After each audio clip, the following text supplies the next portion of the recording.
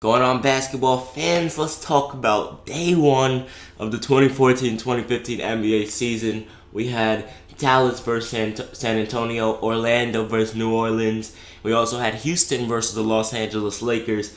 I feel bad for Julius Randle, but we'll get to there.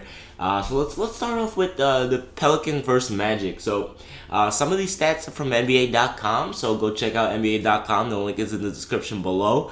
But let's just talk about New Orleans and Orlando. So New Orleans won 101 to 84. Orlando had a total of 56 rebounds, 18 turnovers, 10 fast break points.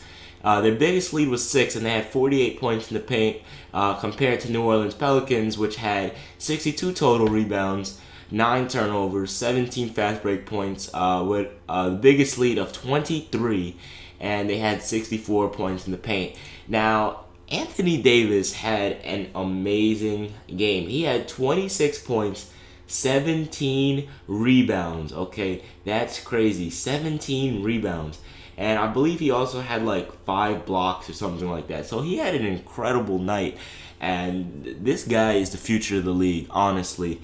He's really stepping it up ever since summer, when he was playing with USA basketball, and he's just been stepping it up. He was the leader of that team, and now he's the leader of this team. He has Tyreke Evans, who also scored 12 points, Omer Asik, Eric Gordon, Drew Holiday, Ryan Anderson, John Salmons, Jimmer Fredette, Austin Rivers. This team's going to be a solid 5 to 8 seed in the Western Conference. They played a great game, and now they started off the season 1-0 with a great start to Anthony Davis's 4th season in the NBA. Now let's talk about the Orlando Magic. Now, Jabari Harris had 25 points, and no one else really did any work except for Vucevic. He had 15 points, and that's pretty much it, man. I mean, Ben Gordon had 11, shooting 1 of 8 from the field. He actually had 5, shooting 1 of 8 from the field. Not great at all. Luke Ridnour, 0 of 3 from the field. This team's going to be a 14 to 15 seed in the Eastern Conference. Probably going to have the worst record in the NBA. Now, let's go ahead and talk about the Dallas Mavericks and the San Antonio Spurs, who won 101 to 100 in their season opener. This game was crazy. So I was watching this game, Dallas versus San Antonio, and San Antonio kept running zones on Dallas, right? But the zones weren't working on Dallas. They had San Antonio on ice skates for the first half. They did. And they were up by 10. And then in the second half, they started missing a lot of shots. And, they just started to lose. And unfortunately, they lose by 1 point, 101 to 100. It was a great game, though. So let's go ahead and compare these team stats. Dallas had 33 rebounds, 10 turnovers. Their biggest lead was 10, and then their points in the paint were 24. And then you got the San Antonio Spurs with 38. Sorry, I'm a little sick. San Antonio Spurs with 38 total rebounds, 20 turnovers. Greg Popovich is probably pissed about that. 7 fast break points. Their biggest lead was also 10, and they also had 32 points in the paint. Now, Chandler Parsons did not play well, but for some reason, Dallas was still able to stay in the game for the majority of, the second half. They only lost by 1 point. There was a point where they were down by 10. They slowly came back, but they unfortunately lost by 1. Now, he shot 2 of 10 from the field, 1 of 4 from downtown, and he only had 5 points, and they only lost by 1. And Chandler Parsons is someone that can bring 15 to 20 points off the bench. So imagine if he played well, they probably would have beat the San Antonio Spurs. But that's a could have, would have, and should have scenario. And, we talk about reality. And the reality is both of these teams are going to be contenders for the NBA championship. But Dallas's backcourt is probably the best in the NBA. Devin Harris, Monte Ellis, and Jameer Nelson, they're really great. Now, unfortunately, after the first quarter, Jameer Nelson did not make a shot. He shot 3 of 5 in the first quarter, and then after that, he shot 0 of 2. He didn't really shoot that much in the second half or second quarter.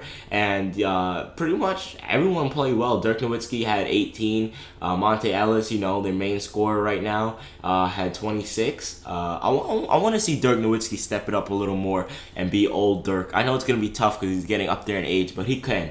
He can do it, guys. Let's talk about the reigning champions, San Antonio Spurs. Marco Bellinelli Tim Duncan, Danny Green, Tony Parker, and Manu Ginobili all had 10 plus points. Bellinelli with 15, Tim Duncan with 14. We have Danny Green with 13, Tony Parker with 23, and Manu Ginobili with 20. Now, Tony Parker was shooting great from downtown. He shot 4-4 from downtown, and all 4 were wide open three-pointers. So Dallas is going to have to work on their defense.